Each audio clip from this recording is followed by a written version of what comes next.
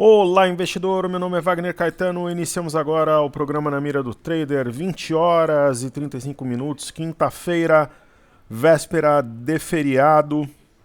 Temos frio, 14 graus aqui em São Paulo. Eu desejo um excelente feriado a todos. Amanhã, sexta-feira, eu não vou gravar para o YouTube, tampouco fazer os informes, porém, haverá no Instagram live, stories e no Telegram aquele informe de abertura, né, que eu replico com exclusividade nessa rede social anteriormente citada, assim como o Click, Reader e Panorama. Como o mercado está fechado, eu vou prestigiar os nossos amigos do YouTube. Deixa eu tirar o som aqui, fica sempre melhor. Não tem problema com eco. Então vou prestigiar aqui o comentário do meu querido amigo Felipe Falcão, pernambucano como eu. Viva Pernambuco, viva o Nordeste. Boa noite, sua atenção e análise para a Neoenergia. Grato pelo trabalho e consideração. Eu que agradeço, alunos maravilhosos como vocês são a nossa razão de ser. Pessoal, e comentem, participem. Eu sei que eu estou gravando agora num horário diferente. Muita gente estranhou, né?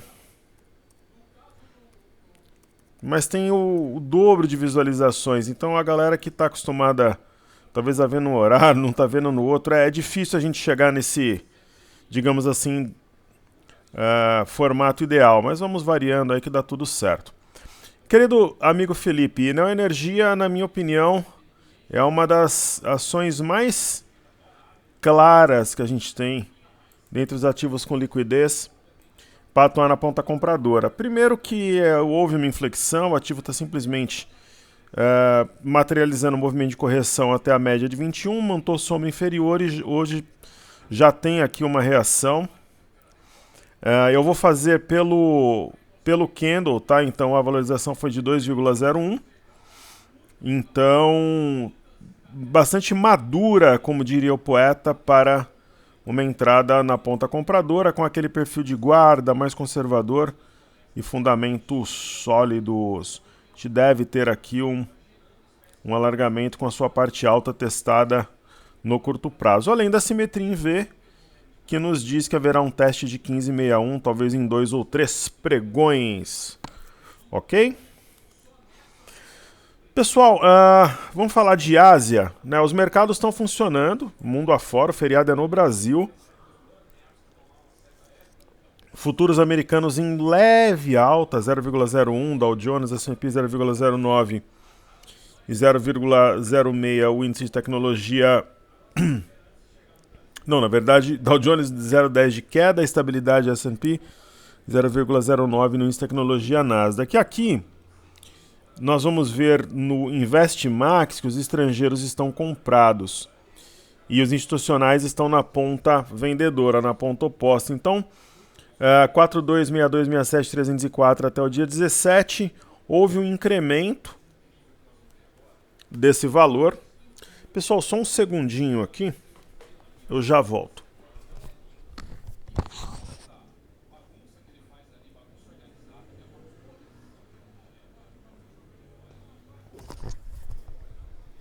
Cá estou, só fui pegar uma água ali. Como diria o poeta, para molhar as palavras. Excelente. Então vamos lá. Hoje nós tivemos alguns balanços corporativos lá nos Estados Unidos. Nós tivemos os Minas, vamos fazer os Minas primeiro, para nós não esquecermos. Então os Minas teve os seus números divulgados, eu comentei sobre a ação lá no Instagram. Ela perdeu a média de 21 e a LTA, mas eu acredito que essa barra seja uma exaustão, apesar de estar longe da banda. Eu não vejo espaço para... Se bem que, sendo bem sincero, né, nós não temos os Minas em carteira, mas nesses patamares, esse nível de preço, eu entendo que é uma compra.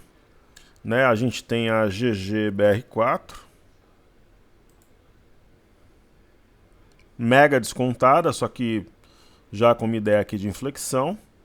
Deve acionar pivô a 26,64. Nós temos Semin, que é a CSN Mineração. É um balanço meio perdido, né? No meio do nada, saiu o Home, agora os Minas. Então a Semin sim, a gente pode afirmar que respeitou aqui a LTA. E nós temos Vale. Vale 3, que novamente caiu, buscou aqui apoio na linha de retorno e na semana ela fechou com queda de 5,27 e é um patamar considerável. Ok? Quando a gente fala do minério de ferro, pelo que caiu o minério, os ativos poderiam ter caído até mais. Né? O minério, ele finalmente tocou a linha de retorno. Então, o natural seria uma reação a partir desse ponto, como aconteceu, por exemplo, a partir do dia 24 de março. Ok? Então, esse valor de 4.267.304, ele aumentou um pouco. Então, vamos ver aqui. Vamos pegar aqui os principais pontos. Desde a abertura, para que a gente possa desenvolver um racional completo. Então, na Alemanha, esse PPI subindo 7,5%, o pico de inflação em setembro do ano passado, ó, tinha atingido 45,8%, patamar mais alto desde 49%. Em relação a fevereiro, o PPI caiu 2,6% e 7,5% em março, 15,8% em fevereiro. Então, pico de inflação na Europa, como é que ficaram os ativos no velho mundo? Queda, porém, dentro de um movimento absolutamente natural, uma alta forte, então máximas sendo alcançadas, então corrige mesmo. Né? O movimento ele fica anêmico, aqui a gente tem no Eurostock 50 uma semana de correção no tempo, então não é nada muito diferente daquilo que deveria ser. Então 0,14 de alta e Reino Unido é sempre a bolsa diferente subindo, então mantém as bolsas europeias inclinadas para cima. Ok? Aí, por exemplo, hoje, né, balanço da AT&T é um dos fatores que derrubou as bolsas por lá. Aí algumas pessoas disseram, professor, teve um pico de volume e tal, você compraria? Olha, ela está numa região de suporte, 17,64. Eu compraria desde que amanhã abra com gap, por exemplo, de 1% ou 2% logo na abertura e colocando um stop curto. Né? Porque é uma barra, uma vez negada, esse ativo pode inflexionar, mas ela pode ser dobrada. Ou melhor, duplicada. Então eu não compraria, por exemplo, hoje, eu esperaria o pregão de amanhã. Uma outra ação, essa nós não temos, né, AT&T, mas nós temos Tesla. Tesla é isso, é uma ação complicada, uma ação polêmica mesmo. Então ela vinha num processo de recuperação, agora ela perde aqui a base de um triângulo. Né? No caso de Tesla, a mesma história, esperaria o movimento de amanhã, de repente colocaria o stop abaixo da mínima de hoje. Para quem gosta de operar dessa forma, mas para quem pensa no cenário de médio prazo, eu entendo que é uma oportunidade. E teve uma outra que foi a American Express, a XP. Né, a gente viu aqui, né, que teve um lucro líquido de 1,816 bi. Você fala, caramba, mas é um número expressivo, mas às vezes o mercado espera algo melhor. E ela demonstrou bastante resiliência. Trabalhou abaixo desses fundos, fechou acima na máxima do dia, e é compra. Né, o ativo mostra aqui um rompimento falso e fecha na máxima com pico de volume, é compra. Então a tendência é que ela continue em movimento de recuperação. Ok? Então os estrangeiros aqui no dia terça-feira, dia 18 de setembro, eles compraram 147.848.000. E os institucionais venderam 360.212, somando 5.621 de saldo vendedor. Então, os estrangeiros estão de um lado como touros, os institucionais de outro como ursos. Muito bem.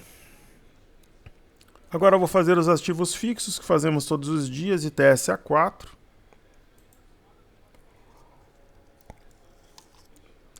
A minha interpretação é que nós estamos diante da formação de um pivô, que deve ser acionado nos próximos dias, rompimento de 8,74.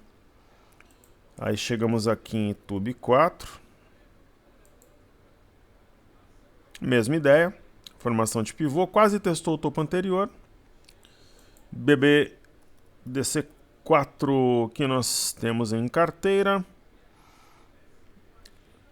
Foi abaixo, fechou cravado aqui na LTA, situação mega favorável à compra. Eu falava muito de Banco do Brasil, acho que o Bradesco vai repetir o que o Banco do Brasil fez. Banco do Brasil não cai, é uma correção no tempo, Mastro Bandeira, ativo muito forte. E aí nós temos Petro 4.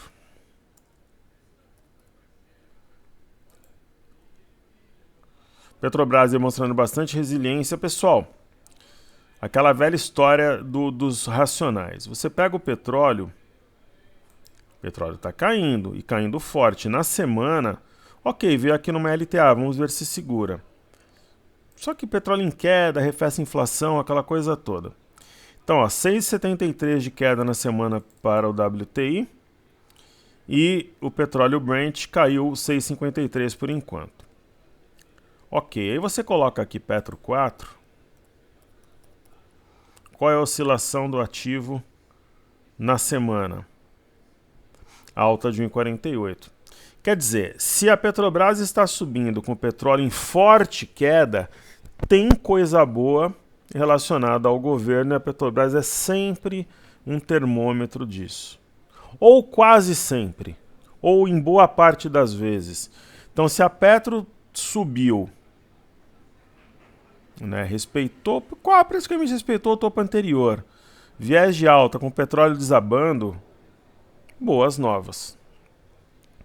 Talvez ajustes no arcabouço fiscal, como eu acredito, acenando para o mercado, ou seja, market friendly. Maravilha, e aí B3SA3. B3SA3. Mais uma que não gosto do ativo, a forma que ela trabalha, oscilação muito grande de volume e volatilidade, mas está mais para compra do que para venda. Mas se eu montasse uma carteira nova com 10, 15 ativos, ela não entraria. Sendo sempre o mais sincero e verdadeiro. Então, Bolsa de Xangai. Movimento normal aqui, teste do topo anterior. Máxima do dia 7 de março, deve ter continuidade o movimento de alta. Nikkei surpreendeu, fechou perto da máxima. Se romper essa região, ela se tornará, ou tornar-se-á, como diria Jânio Quadros, suporte pela inversão de polaridade. Aí nós chegamos de Small 11. Fechou, essa LTA não se aplica, mas vale comentar aqui que ela fechou na máxima, o Small 11 fechou na máxima, deixando um martelete, é um sinal de fundo. E FNC deixou um martelete, praticamente testou o topo anterior. Para vocês terem uma ideia, no semanal. Mas o FNC caiu em 45, só que semana passada subiu 8%.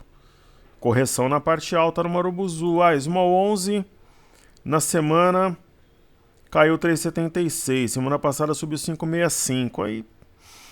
Mas a simetria em U fala em alta, até 101.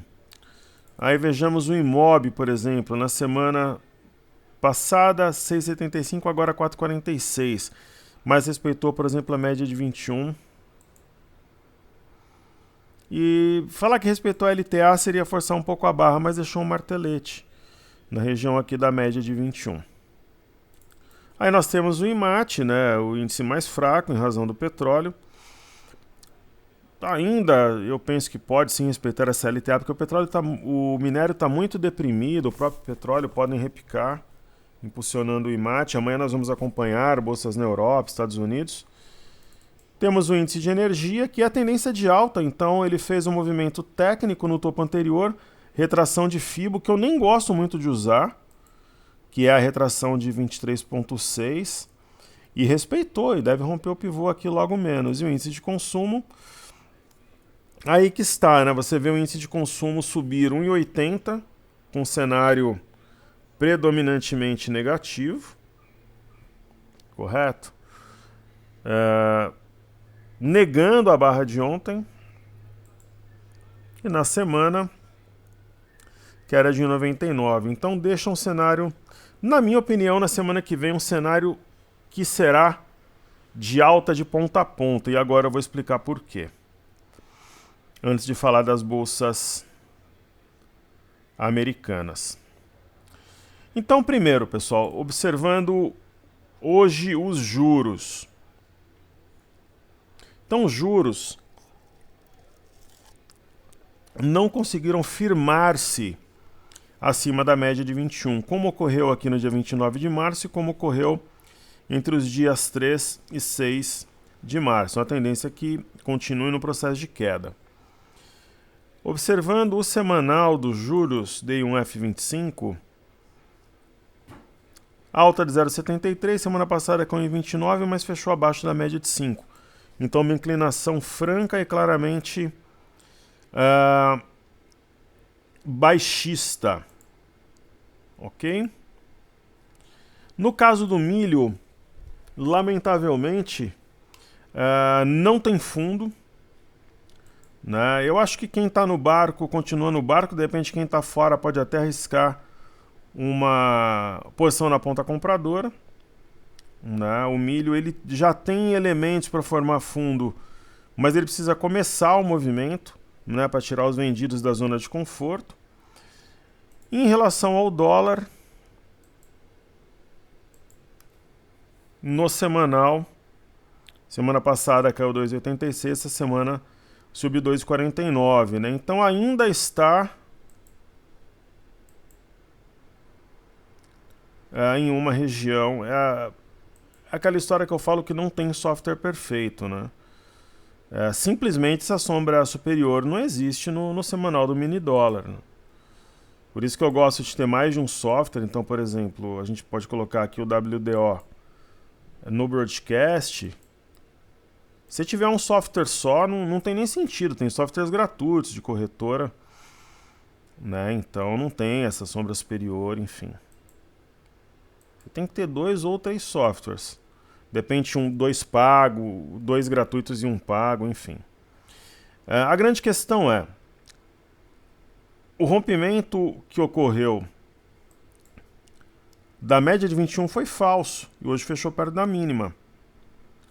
Né? Hoje, por exemplo, fez mínima linha 5042 e quando estava na máxima eu comentei sobre isso no Telegram, praticamente na máxima. Então esse gap deve ser fechado segunda ou terça-feira, aqui na região de 5 reais, arredondando.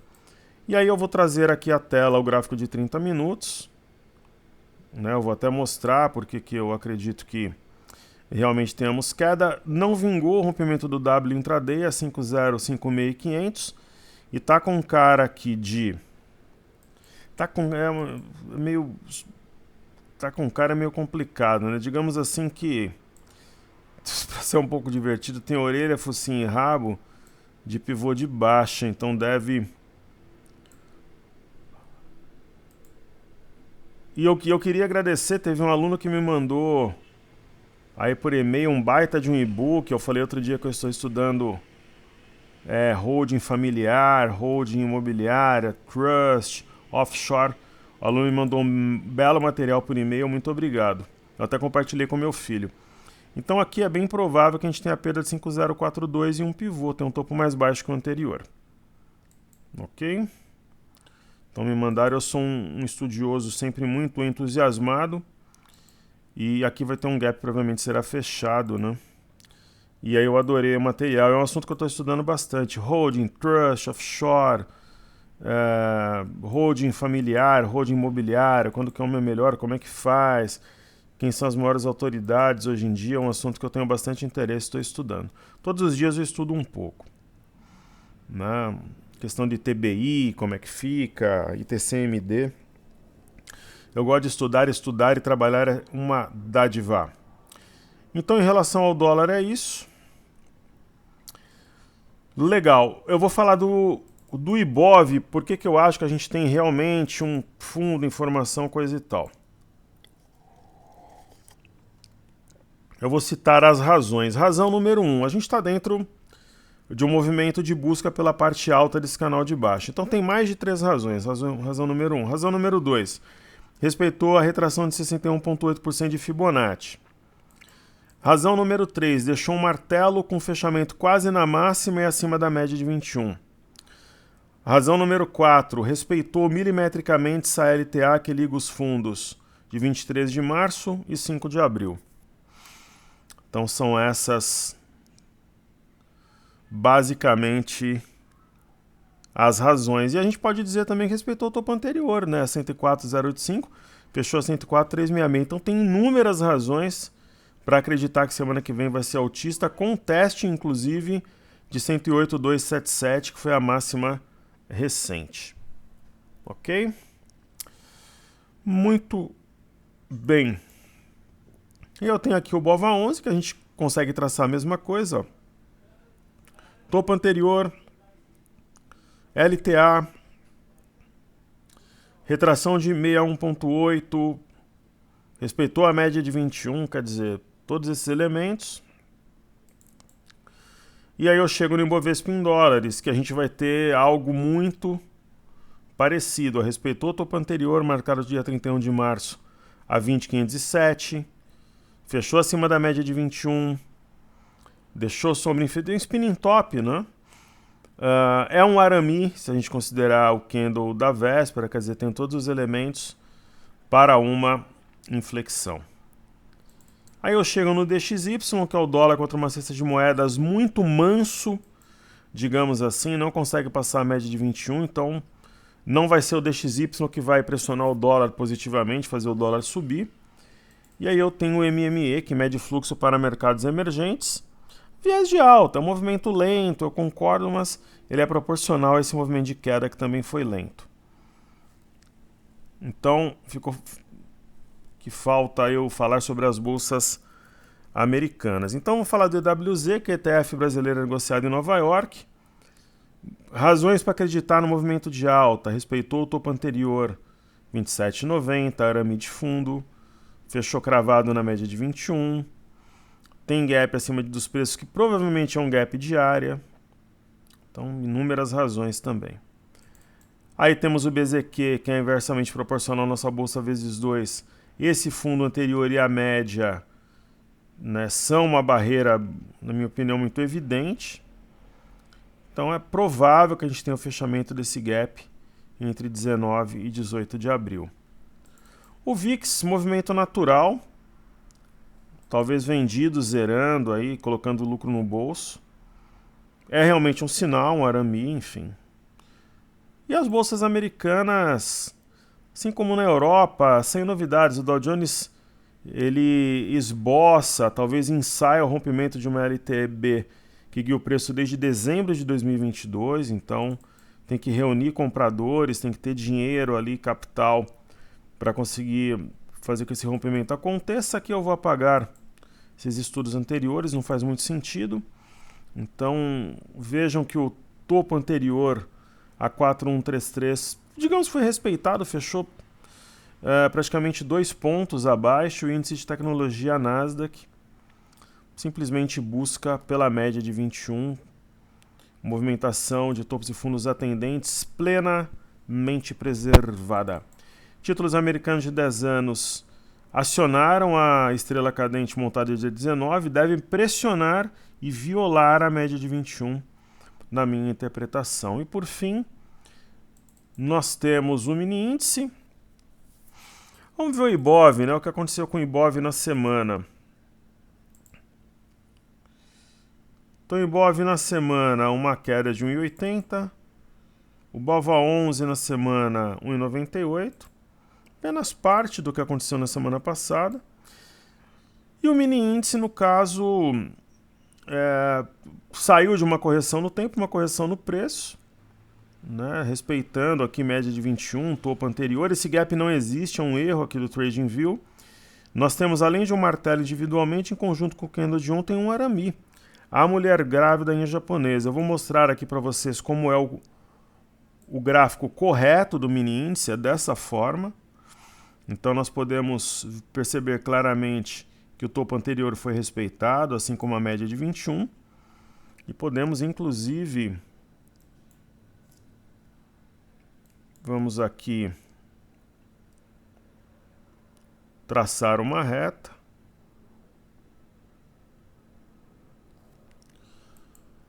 Né? Deixá-la marcada aqui. Vejam que maravilha de estudo. Né? Foi milimetricamente respeitado, eu vou além.